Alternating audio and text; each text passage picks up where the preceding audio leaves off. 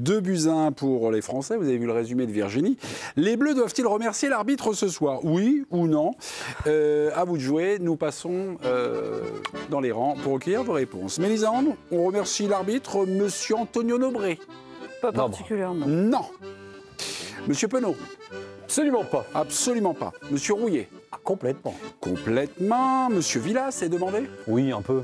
Oui, un peu. Première question. J'ai 2 non, j'ai 2 oui, j'ai mon Jo. On y va. Johan. Jingle.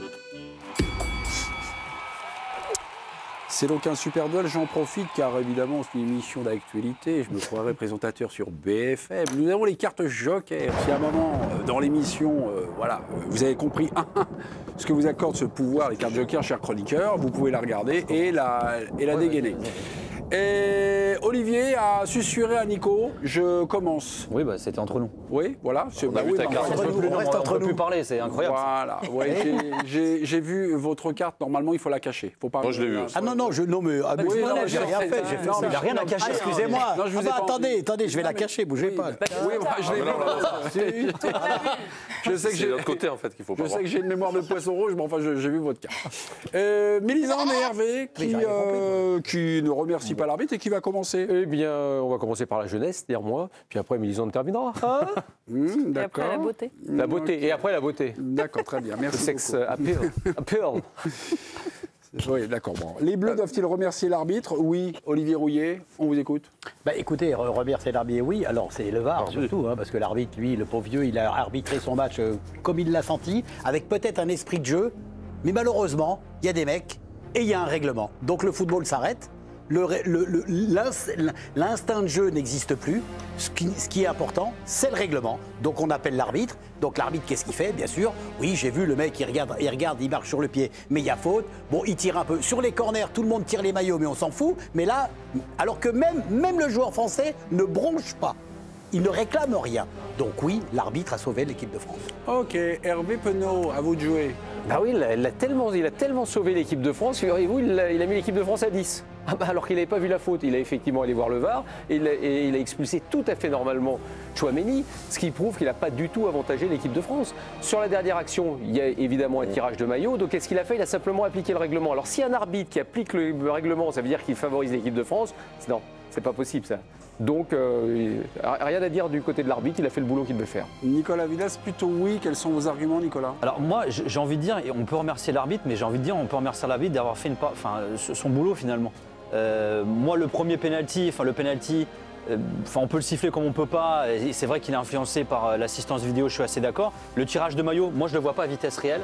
Mais oui, il y a bien faute. Et puis tu l'as dit aussi, Hervé. Moi, je suis un peu d'accord avec les deux finalement.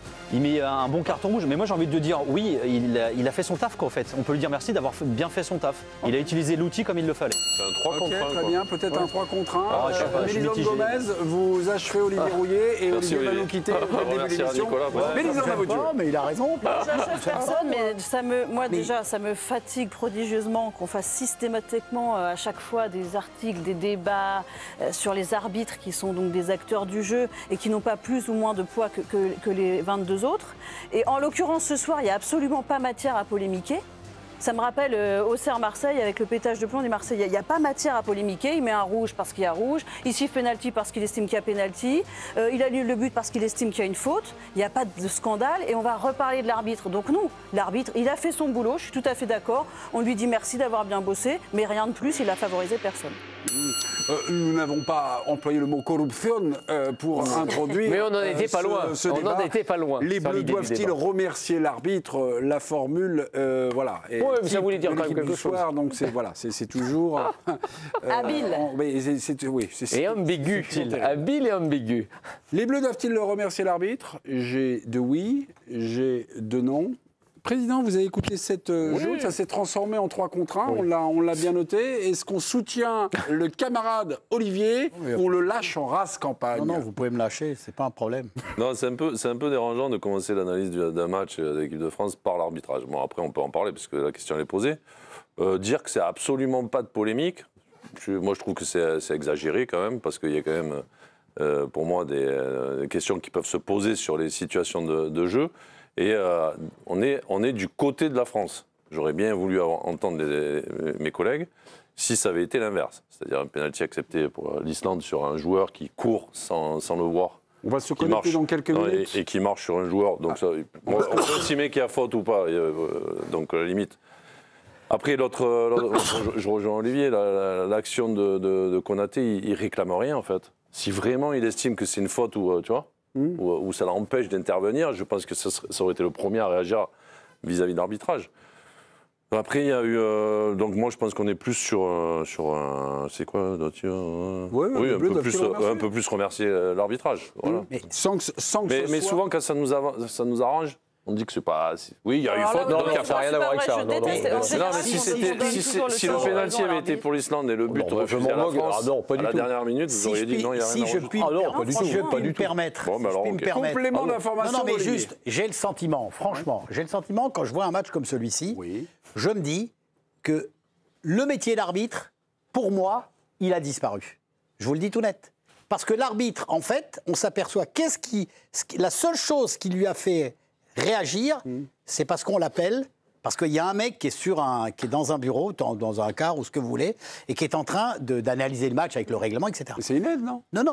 Non, pour moi, c'est plus une aide, c'est fini. Moi, je pense, sincèrement, et je vous le répète, quand je vois un match comme celui-ci, je suis de plus en plus certain que ça va arriver un jour, on n'en aura plus d'arbitre sur le terrain. On aura un mec qui sera dans un endroit et qui sera en train d'appuyer sur des boutons pour laisse-moi finir. Oui, bien sûr. Pour juste appuyer. Ça commence à être long, c'est pour ça. Non, parce qu'il y a quand même, vous l'avez dit, il y a quand même 3 situations de jeu qui est dirigée par les mecs qui sont dans le camion. Donc moi, ça me gêne. Je suis un vieux con. Non. Vieux, t'es pas si vieux que ça. J'ai une sensation de football qui n'existe plus. Olivier, on découvre pas le VAR. Olivier, les railleries, les moqueries comme ça, non. Mais moi, je me Hervé, cette saison, on est sous le signe de la bienveillance. Ah bah, alors plus bienveillant que moi, il n'y a pas. Contrairement à Olivier Rouillet, qui n'aime pas. Giovanni Castaldi, vous êtes en place pour les interviews. On ne va pas vous brancher sur l'arbitrage vidéo, on va vous brancher sur le contenu de la rencontre. Ah, lui, on le fait analyser le match. Non, on parle de l'arbitrage parce que lui, il connaît le football. Mais... Ah, ok. On est ensemble jusqu'à minuit 45, mon petit bouchon. On va revenir, mais c'était juste une transition.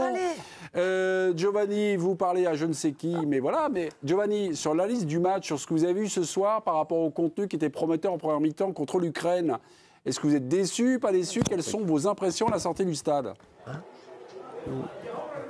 Déjà, je trouve ça plus intéressant que parler de l'arbitrage un soir où l'arbitrage fait pas polémique. J'ai pas trop compris votre ouverture, mais ça c'est pas grave. Moi, je suis déçu. Il y a plein de choses que j'ai pas vues ce soir. J'ai trouvé que les Français avaient été très mal rentrés dans la rencontre. J'ai trouvé que tous les efforts n'avaient pas été faits. J'ai été parfois même assez interloqué par une forme de déchet technique. Alors certes, il y a des occasions, mais j'ai pas du tout retrouvé l'allant, notamment sans ballon, avec le pressing, les appels de balles qu'on avait pu voir en première période face à l'Ukraine. Donc je suis déçu à partir du moment où l'équipe de France s'est ressaisie, notamment sur l'entame de la deuxième. J'ai trouvé ça un peu mieux jusqu'à l'expulsion d'Aurélien Tchouaméni, et encore à 10 contre 11 parfois j'ai trouvé que il y avait des replacements douteux. Donc non, sur le plan du contenu, c'est pas une bonne soirée pour l'équipe de France. Joe, sur votre première intervention, il y a deux, trois joueurs qui vous ont apparu, on va dire, manquants de générosité. Vous pouvez nous donner les noms parce que vous allez peut-être les retrouver, ce sera intéressant après d'avoir un face-à-face. Vous pouvez nous donner les noms là? Vous voulez dire sur l'implication? Non, j'ai trouvé que je vous vois venir, c'est pas forcément Mbappé sur la première que j'ai trouvé plutôt pas mal, mais j'ai trouvé l'utilisation de Marcus Thuram, je suis pas totalement fan.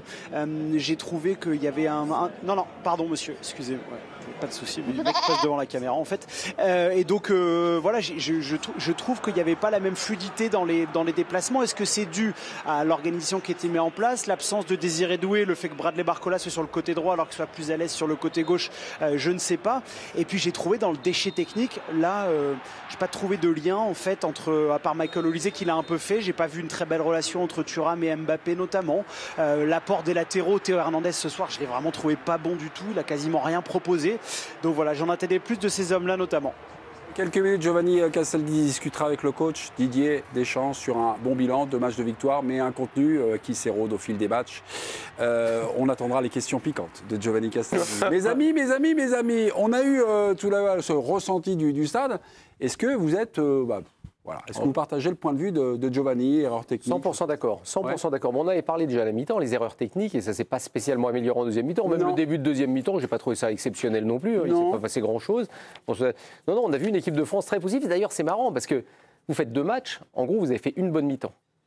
C'est ça l'idée. Ah bah oui, non mais c'est ça, parce que la deuxième L'idée, mi-temps... c'est que tu fais 2 matchs et tu as 6 points aussi. Oui, non, mais je suis d'accord, mais nous, on est obligé de juger le fond. Parce que L'Ukraine c'est... et l'Islande, L'Islande, chez bon, toi. t'es capable de... C'est un peu ouais. le minimum quand même. T'es capable de les battre. C'est également le maximum. Non, et puis sinon, si on s'arrête, non, mais si on s'arrête qu'au résultat, dans ces cas-là, il n'y a plus d'analyse Contre possible. l'Azerbaïdjan. Il suffit de regarder un résultat, dire t'as gagné, t'as perdu ou t'as fait match nul. Mais d'ailleurs, là- le fait que là, on ouvre, bon, c'est un choix aussi, mais et qu'on commence à parler d'arbitrage, ça veut aussi dire qu'on ne s'est pas vraiment éclaté devant le match, quoi. Après, moi, c'est pour ça, je peux entendre ce que dit Olivier sur. Mais t'étais avec lui normalement. Oui, non, dans le mais duel. parce que moi, en fait, je te dis, il y a des actions où vraiment, je me dis, tout est discutable. Et pour en venir au débat qu'il avait, en réalité, Avec moi, lui-même. la VAR, c'est un outil. Mais quoi qu'il arrive, tu files un outil à un professionnel, c'est l'utilisation qui en fait qui compte. Donc s'il l'utilise bien ou mal, on en aura tous notre point de vue aussi, mais lui, il décide d'utiliser l'image et de prendre telle ou telle décision. Mais quoi qu'il en soit, la décision revient à l'arbitre. Oui, Là, on non, peut non, dire que c'est faussé ou pas. Nico, Mais Nico, mais moi, ouais. maintenant, non, on a fait notre ouverture, ça vous a guère plu, donc on fait évoluer la question pour nous parler du contenu, pour nous parler du match. On était resté sur le bilan d'Hervé, le bilan de c'est un peu Giovanni, chiant, ouais. ils sont ce soir. Moi, oui. C'est globalement décevant. bah, on a bien quelques sûr, stats, on est- 63% de possession, Oui, mais 20 tirs, 8 tirs cadrés. L'utilisation, Mémé, elle n'a pas été bonne. On l'a bien vu. Tous les joueurs de l'équipe de France sont nettement, certains ont 1 ou 2 niveaux en dessous du match qu'ils ont disputé il y a 3 jours. La première mi-temps, La vous voulez dire. mi-temps, la mi-temps. À l'ensemble du match. Ouais, l'ensemble du match. L'ensemble Pas du tout, match. quoi. Mais oui, bon. Oui. Quand on parle du match, on parle de l'ensemble du match. Moi, je trouve, par exemple, bon, alors les latéraux français étaient inexistants aujourd'hui. Absolument. Inexistants. Enfin, Moi, je ouais. trouve, et Giovanni en a un petit peu parlé. Ils n'ont pas je- existé contre l'Ukraine non plus. Non. Ouais, mais là, c'est encore pire. pas Sur une- la participation. Là, c'est encore pire. Ouais. Moi, je trouve que il y a une incohérence dans le duo Thuram-Mbappé. Ouais. Moi, ça ne me plaît absolument pas. Ils se marchent dessus, c'est compliqué. Ça se met pas bien en place. Le reste, au milieu, ben, on a quand même senti que ce soit Tchouaméni et que ce soit Koné, c'est pareil. Pour moi, c'est nettement un ton en dessous. Ah, moi, je Il y a, suis il y a- il y a pas j'ai pas trouvé d'allant, j'ai pas trouvé. Il y a un moment où je faisais remarquer à tout le monde, regardez sur les plans larges, tout le monde est arrêté. Pas aucun mouvement. Et c'était en première Aucun période. mouvement. Et c'était en première période. Ouais, c'est Et vrai. donc, c'était un petit peu compliqué. La charnière centrale, un peu Upamecano, peut-être bien, mais Konaté à côté, pas bien du tout. Vous nous avez dit un petit truc et puis on a une petite surprise à vous proposer. Allez-y. C'est, on va dire, l'animation offensive des Bleus depuis que Deschamps est passé avec 4 attaquants. La palette à illustre Jojo. ça, La palette à on a Jojo. des C'est la petits palette à espoirs, Jojo. une petite chose. C'est la palette. L'analyse. Ah, la palette à Jojo. la palette à Jojo. Attendez, n'applaudissez pas au début. attendez, Ça peut attendez. nous porter la scouboule, mes amis. Voilà. Alors, c'est un jeu, on va dire, stérile, stéréotypé. Vous avez listé quelques actions. On est à la 15e minute. On est en début donc de rencontre, en première période. On voit l'action qui arrive sur vos écrans. Vous pouvez mettre le play ou vous voulez introduire un petit peu Non, tout mais ce que d'abord. tu disais, ce qu'on disait à la mi-temps, si c'est une action, on peut la faire dérouler parce qu'elle dure assez longtemps, mais c'est très statique. Et ce que disait tout à l'heure Olivier, c'est l'action de tous ces joueurs bleus là, Ouais, qui sont là, dans la et zone. qui sont, bon, j'aurais même pu rajouter, je ne sais plus si c'est Hernandez, mais ils sont alignés sur la défense islandaise. Donc là, pour trouver des solutions, donc E4 presque éliminé, et puis après ça passe derrière sur un groupe, une équipe regroupée. Voilà, c'est presque, on est tous à l'arrêt, ça ne bouge pas, même dans la transmission de la balle, c'est au ralenti, et là on continue, hein, tu peux regarder, il y a une ligne de 3, une ligne de 2. Vous pouvez mettre en rouge, si vous voulez. Voilà, une ligne de... Non, mais il n'a pas envie. Eh Non, oui. non, il a... Oui, voilà. Voilà, une ligne de 2 là, une ligne de 2. Donc tout à l'heure, ils étaient 4 alignés, là, ils ont fait 2 étages. Oui. Mais bon, c'est toujours statique, bouger. Il n'y a pas d'initiative de se déplacer dans les zones entre les Islandais. Ne pour essayer rajoutez pas d'avoir- une troisième bulle, sinon on va virer dans la vulgarité. Voilà. Remettez sur place, j'en ai bien. Et en haut, il se Et donc, peut le remettre en à haut. la là. sortie, tu ne peux pas avoir de jeu à 3. Et puis la seule passe, elle est là. C'est celle de je crois que c'est Upamecano Ouais. Konaté, qui cherche Mbappé, mais c'est forcé. C'est même pas Mbappé qui lui demande le ballon. Et donc à la sortie, tu as une balle de contre pour l'Islande qui n'ira pas beaucoup loin, mais très loin, pardon. Et Koné qui intercepte ce ballon. Donc on va voir en fait les déplacements de Olysée. C'est un peu le seul dans la première mi-temps qui sait essayer de se Il y a déplacer une occasion. dans des zones pour recevoir le ballon et pour être dangereux rapidement. Là, on voit Koné et Mbappé qui va le chercher, lui qui lui demande. Et c'est là qu'il y a la première action où il y a le ballon qui va être donné parfaitement sur Thuram et qui va essayer de marquer. On va voir l'action. Voilà, l'appel tranquillement. Et on voit que Mbappé, Thuram passe derrière le défenseur. Et c'est la passe d'Olysée qui est magnifique parce qu'il trouve le bon espace. Donc c'est un des seuls moments un petit peu. Et puis là, le deuxième, c'est celui-là, encore une fois. C'est Olysée qui a la baguette, qui vient à la baguette pour décaler ensuite. Bon, Thuram, ça n'ira pas au bout. Mais c'est à peu près les seules actions qu'on a vues dans cette première mi-temps où on avait un joueur qui venait entre les lignes ou entre deux Islandais pour pouvoir créer quelque chose. Et on ne l'a pas assez vu par rapport aux autres joueurs. Quoi.